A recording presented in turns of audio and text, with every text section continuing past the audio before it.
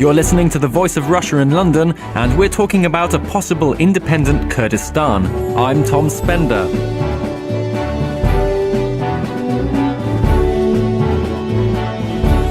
The upheaval of the Arab Spring is also presenting opportunity for another group, the region's 38 million Kurds, who are spread across parts of Turkey, Iraq, Syria and Iran.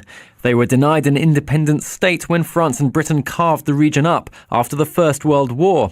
But the fall of Saddam Hussein has led to real autonomy for Iraqi Kurdistan, and the civil war in Syria has raised the possibility of a similarly autonomous Kurdish area there. In Turkey, violence between the government and Kurdish rebels has increased, but at the same time, Turkey's relationship with the Kurdish Regional Government in northern Iraq has improved dramatically. Adding to an already complicated picture, 3 female Kurdish activists were shot dead in Paris last week. Was that an attempt to derail peace talks between Turkey and Kurdish rebels? So, with all this going on, we ask, are the Kurds emerging as the big winners of the Arab Spring? With me in the studio to discuss this are Bill Park, senior lecturer at King's College London, Shwan Zulal, a Kurdish political analyst and energy consultant, and Zayd Alisa, an Iraqi political analyst and human rights activist. And on the phone from Ankara in Turkey, we have Dr. Burak Özpek, a professor at TOBB University of Economics and Technology. So let's kick things off by asking, are we witnessing the birth of an independent Kurdish state? Let's start with Shwan Zulal. Are we witnessing the birth of Kurdish state? Possibly. There isn't a yes or no answer to this question, but obviously if you look at the situation, especially in Iraq, in the northern Iraq, the Kurdistan region, it becomes obvious that the situation is there's a possibility that northern Iraq could separate from Iraq itself and become an independent state. Bill Park. Talking about autonomous Kurdistans in, let's say, the 4 countries in which there are large Kurdish populations is different from talking about a single Kurdish state. One of the possibilities in Syria is that an autonomous Kurdistan emerges, let's say along the same lines as you have it in Iraq. It's much more difficult to see that happening in Turkey. And it's impossible to know really what the future of Iran is. So understanding the possibility of 2, 3 or 4 autonomous Kurdistans doesn't tell us what the mechanics might be to bring those separate Kurdistans together to make a single Kurdish state. I think that's a much more downstream, distant possibility. Zayd Alisa, what do you think? Well, I think what we have now on the ground in Iraq is actually we have an independent Kurdish state in everything, all but name. It is there, it is existing, it has its own military through the Peshmerga, which are increasingly getting more powerful. They are actually, they have their own structures which are totally independent from the Iraqi central government. They are increasingly becoming more independent in terms of their energy structures, which are becoming increasingly more independent, and they are having very, very close relationship with the Turks, whereas the Turks were previously vehemently opposed to any Kurdish independence. The Americans are the biggest hurdle at the moment, because for the Americans it's not time yet for Kurdish independence. Burak Özpek, what do you make of the prospects for an independent Kurdistan? If we would like to talk about the future of the Kurdish nation or independent Kurdistan, we have to look at the Baghdad, Tehran, Damascus and Ankara. On the other hand, as Shwan said, that there are also different issues that could provide advantages or disadvantages for the future of Kurdistan. Energy sources, for example, can we call it advantage for Kurdish people or Kurdistan, or it is a disadvantage? Or another variable, which is regime type. There is an increasing democratization process in the Iraqi Kurdistan, for example, but what makes important this process is the reaction of the Baghdad government. So, as I said, there are different centers and there are different issues, and the wait and see is the most viable option in order to understand the future of independent Kurdistan. Okay, there have been tensions between Iraqi Kurdistan and the central government. Are they on an inevitable course to a kind of hardcore armed clash, do you think, Zayd Alisa? I think they are trying to avoid that, but because the two sides are armed to the back teeth, I do believe that the Kurdish side is at the moment the stronger side. And this is, if we look at the main source of the conflict, it was actually the Americans, because the Americans allowed the Kurds in 2003 to expand into the so-called disputed areas under the pretext of fighting terrorism. So is there resentment against the Kurds among the Iraqi Arabs? Well, to be honest with you, at the beginning, the Kurds were the staunchest allies of the Shias. They fought side by side against the dictatorial regime of Saddam Hussein. They were comrades in arms, you could say that.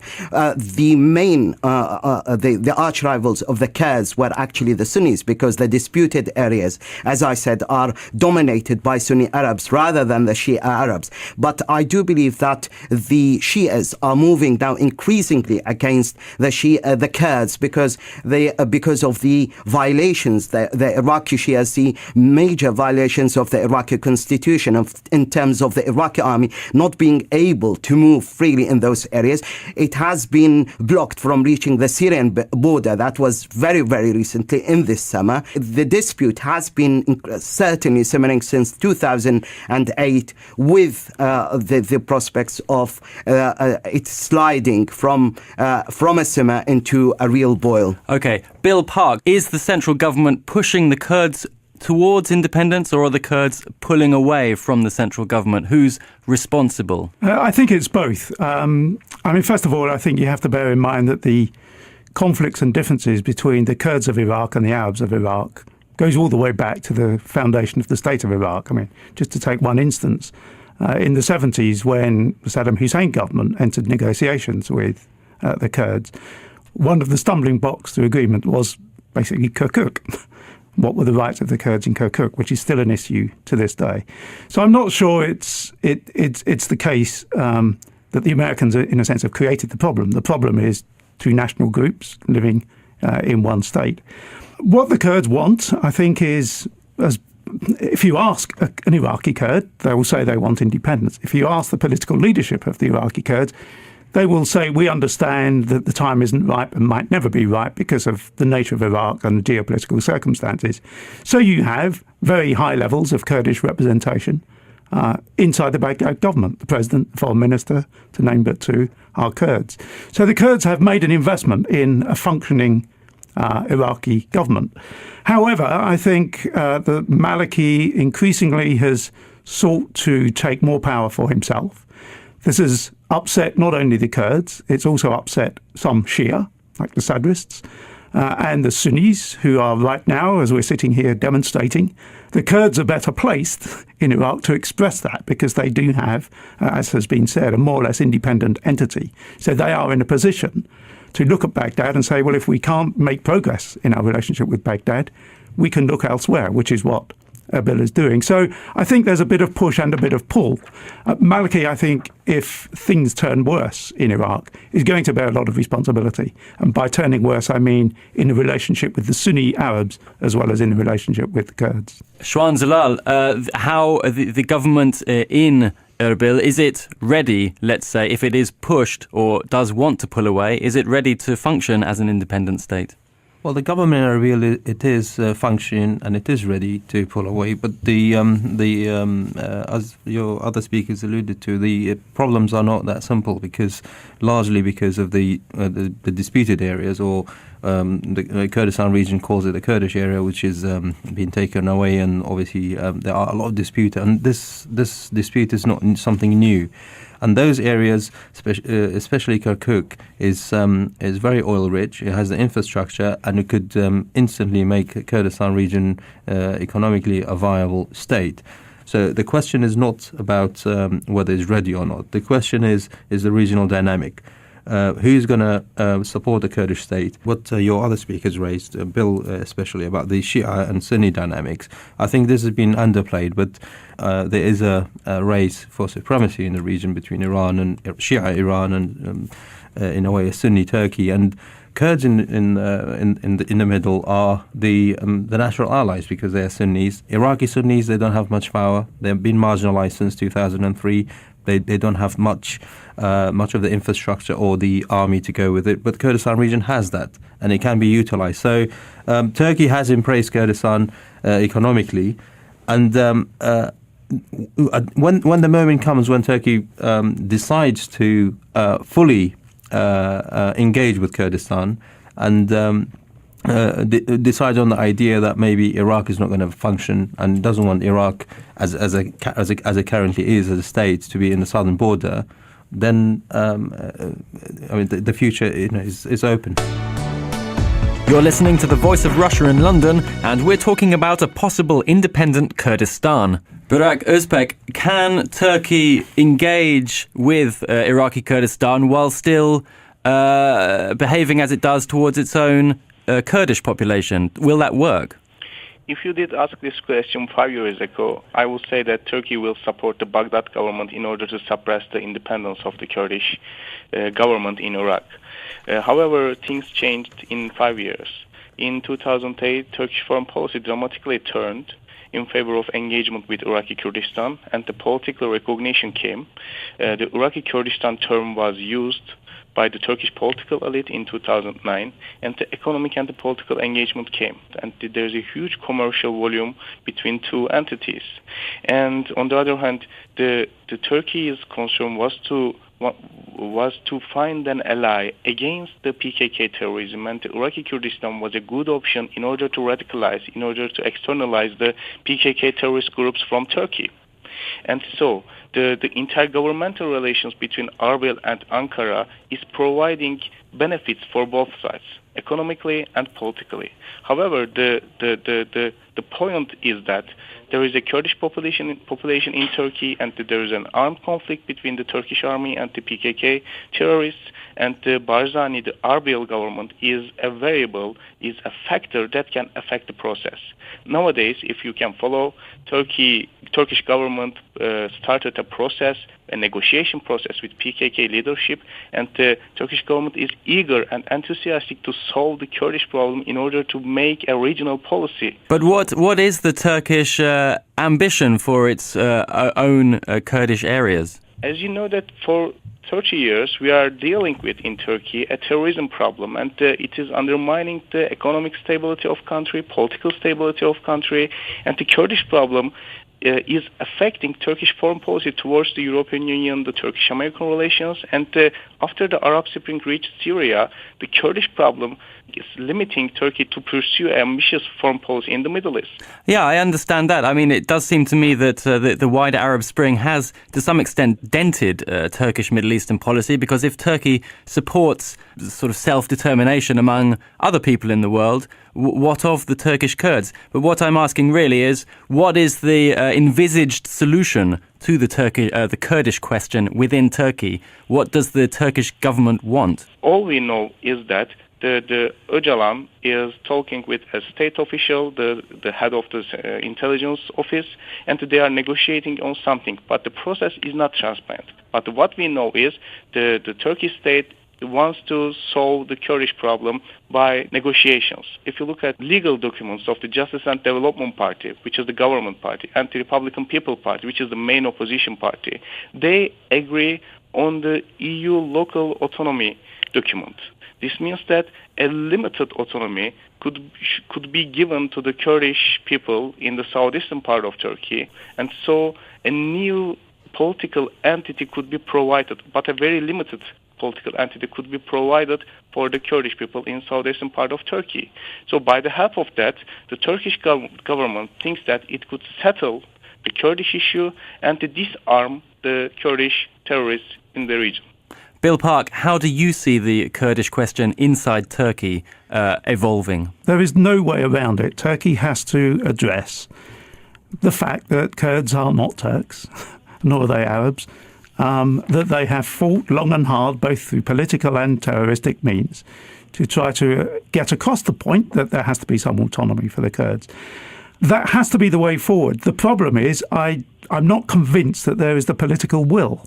If you at least listen to what Prime Minister Erdogan says, and that might not sum up the totality of his thinking, but if you listen to what he says, he seems to be only talking about the PKK laying down their arms.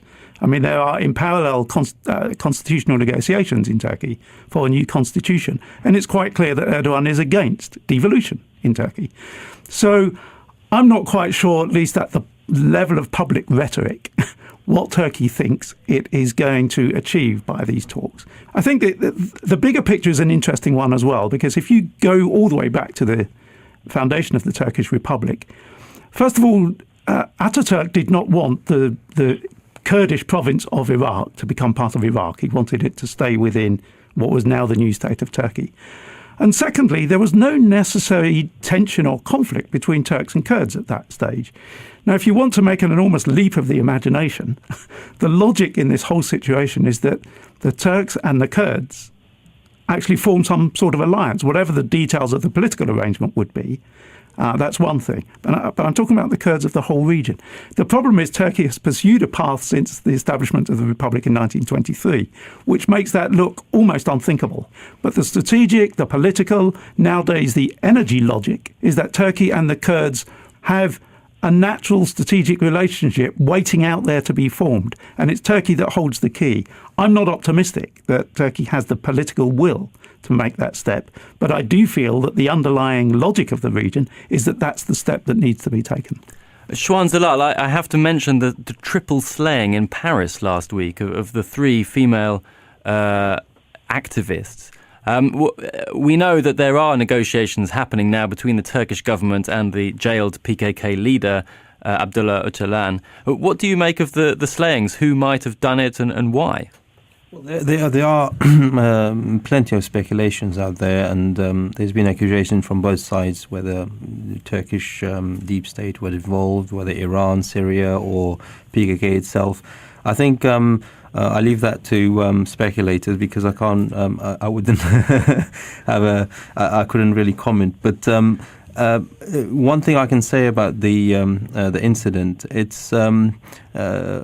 has the hallmark of an outside force, which has a lot to do with the conflict in Syria, and it could be other actors involved in, because there are a lot of people who would not benefit from a rapprochement of the Kurds with the Turkish state. And going back to the issue of the talks which you mentioned, I think is very important, and it struck me that Prime Minister Erdogan, Turkey, he seems to be quite keen to get the talks underway, and he actually mentioned the fact that these would not derail the talks, and I hope this will prevail, and the talks will start and will lead somewhere.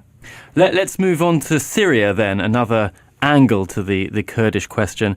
Are we likely to see a repeat of what has happened in Iraq in Syria, with the formation of an independent-ish Kurdish zone, and then the possibility of a serious Sunni-Shia split between the within the Arab population? What do you think, Zayd Alisa? Yeah, I think that's a real possibility, and it's actually quite a perilous issue at the moment. But very quickly, going back to the central government in Iraq, the Americans have deliberately, through insisting that the central government has to be a unity government or a partnership government, have made sure that the central government remains very weak and fragile. So is Iraq going to split then, not just between Kurds and Arabs, but also between Sunni and Shia countries ultimately? Well, the thing is, I mean, there are outside agendas which are pushing for that because since day one, since 2003, they've been unhappy about the democratic path that has been taken in Iraq, particularly Saudi Arabia, which sees Iraq as a threat because Iraq is dominated by Shias. That basically connects the whole issue with Syria. That's why I say it is not time, according to the Americans, for the Kurdish region in Iraq to be an independent, because that would create certainly a dispute between the Sunnis and the Kurds, which is the last thing the Americans want to happen, and it would jeopardize the position of Saudi Arabia and Qatar, who are backing the insurgents, who are mainly Sunnis in Syria, because that would show the Arab opinion that ultimately something similar to Iraq would lead up to the breakup of Syria in the same way that Iraq has broken up. And the last thing, I do believe that Turkey wants to see an independent Kurdish state in Iraq. They are using the Kurdish region to actually weaken and severely undermine the central government in Iraq, which they are not seeing eye to eye, particularly because of the Syrian issue and the position of the Iraqis, which has been steadfastly against the arming and the funding, which is basically coming from Saudi Arabia and Qatar. We are seeing a new alliance between Saudi Arabia, Qatar and Turkey to actually work and prop up the insurgents in Syria and to actually push for regime change in Syria. You're listening to The Voice of Russia in London, and we're talking about a possible independent Kurdistan. With me in the studio are Bill Park, Senior Lecturer at King's College London, Shwan Zulal, a Kurdish political analyst and energy consultant, and Zayd Alisa, an Iraqi political analyst and human rights activist. And on the phone from Turkey, we have Dr. Burak Özpek, a professor at TOBB University of Economics and Technology. Burak Özpek, are the Turks using the Kurds in Syria to further their own goals deeper inside Syria? The Syrian issue is a very complex issue because, as I said, that there is lack of transparency again for this issue too, because it's apparent that the Turkish government supports the opposition groups in Syria, and the Turkish government wants to topple the Assad regime. And yes, I agree with the argument that there is an axis emerging, which composed of the Saudi Arabia, Qatar, and the Turkey. Turkey want the Sunni groups to come to power. Yes, I agree, but I am not sure that the Turkey could read the Kurdish complex, the Kurdish issue in Syria perfectly, because there are several Kurdish groups in Syria, and they have different international connections, and I think that Turkey over-trusted the Barzani to control the Kurdish groups in Syria, but this is not the fact. In Syria, there are some Kurdish groups who are very connected with Barzani. There are some Kurdish groups who are very connected with the Sunni opposition. There are Kurdish groups who are very connected with the Assad government. So the Kurdish groups are not behaving like a unitary actor in Syria, so that I think Turkey could not read the scenario very well, and Turkey overtrusted the Barzani government in order to control, in order to influence the Kurds in Syria. Shwan Zulal, it's true, isn't it? The Kurds in Syria have been rather quiet compared to, let's say, the Kurds, how they were in Iraq. You know, what is happening? What is brewing there? Well, there's two dimensions to that. I mean, obviously there are some geopolitical and strategic issues within Syria, and the Kurds have chosen not to take part in the early days of the revolution. If you look back throughout history, the Kurds have always been used as a proxy to do other people's war. But in this instant in Syria, that didn't happen. The Kurds sort of gathered together very quickly. Kurdistan region of Iraq has interfered. They hold a national congress, and they spoke to politicians, and there is some sort of alliance understanding with the Assad regime that they were not going to take part in the process. Largely, this has been brought about because the Syrian opposition have not recognized the identity of the Kurds in Syria. They haven't recognized that the Kurdish right in Syria. So they're not willing to sort of put their lives at risk and go all out war with the Assad regime, although the Assad regime has brutalized the Kurds more than anyone else in Syria. But they are realizing if they could be doing the fighting like many conflicts in the region where Kurds fought and then later abandoned and betrayed by people who actually took their side. So they've been very careful, and I think this conflict has been managed well. But obviously there is the other dimension of Turkey, where currently the largest party, Kurdish party in Syria, which controls the Kurdish region, is very close to PKK, and Turkey is not very comfortable. Turkey has been trying to ally itself with other players and other parties, which they're not very influential. But that in itself, it shows how complex the dynamics are, and everyone is trying to understand. And I'm sure the Turkish government, as Özpek said, that find it really difficult to sort of predict what's going to happen and who he needs to talk to. Yes, well, predicting is a difficult business, but I am going to finish up here by asking you all. We've said perhaps the time isn't yet right for a formally independent Kurdistan of some shape or form to emerge. I'm going to ask you all very quickly to say when you think the time will be right. Bill Park. I think it'll be driven by events. I wouldn't want to say it's next year or in 100 years. It could be either. I could put money on either. I think what you're more likely to see, though, is over time, the development of autonomous Kurdistans with varying relationships with the four countries in which you find Kurds that will come closer together. And so if I have a model out there, this is going to sound very bizarre. It would be something like Switzerland, which defines itself as not Germany, not France, not Italy, but retains a lot of devolution within itself. And I could see some kind of Kurdistan emerging that looks a little bit like that. Zayd Alisa, when do you think there will be an independent Kurdistan? I think it's not very easy to see, but there are other parts of the jigsaw in the region that the Americans want to put in place before actually announcing an independent Kurdish state. And they've even opposed the Iraqi government having a discussion about the overinflated 17% budget. Because if the Iraqi government cuts that, there will be immediately a Kurdish independence. And I do believe that the Iraqi government should renegotiate that figure in terms of having more concessions so that the unity of Iraq is preserved. But it's all dependent on the Syrian issue and where the conflict goes there, and also the Saudi and Qatari influence in that region, which is actually playing a major part. Dr. Burak Özpek, when do you think, or do you even think, there will be an independent Kurdistan? Yes, I think it depends on the policies of the Nouri al-Maliki. As you know, Iraq is a divided society, and such dividedness increases the conflict possibility between Erbil and Baghdad. So problem is in Iraq, I think, the over-centralization policy of the Nouri al-Maliki.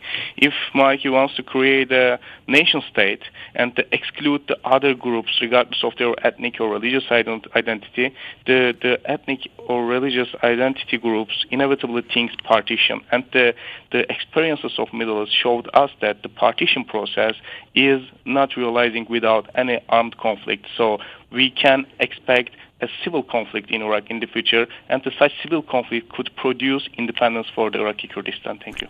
Shwan Zulal, you're a Kurd. What do you think? When will there be an independent Kurdistan? I'll try to be a bit more straightforward. When you talk about Kurdistan, it depends what you mean by Kurdistan. A greater Kurdistan, I wouldn't be able to speculate because obviously Turkey's territorial integrity is not up for negotiation anytime soon, and Iran is very uncertain. But if you ask me about Kurdistan in northern Iraq, which is part of Iraq at the moment, and possibly in Syria, I think one of the best things I've heard is we're probably going to see independent Kurdistan emerging before a Palestinian state. With me in the studio are Bill Park, a senior lecturer at King's College London, Shwan Zulal, a Kurdish political analyst and energy consultant, and Zayd Alisa, an Iraqi political analyst and human rights activist. And on the phone from Ankara in Turkey, we have Dr. Burak Özpek, a professor at TOBB, University of Economics and Technology. Thank you all very much.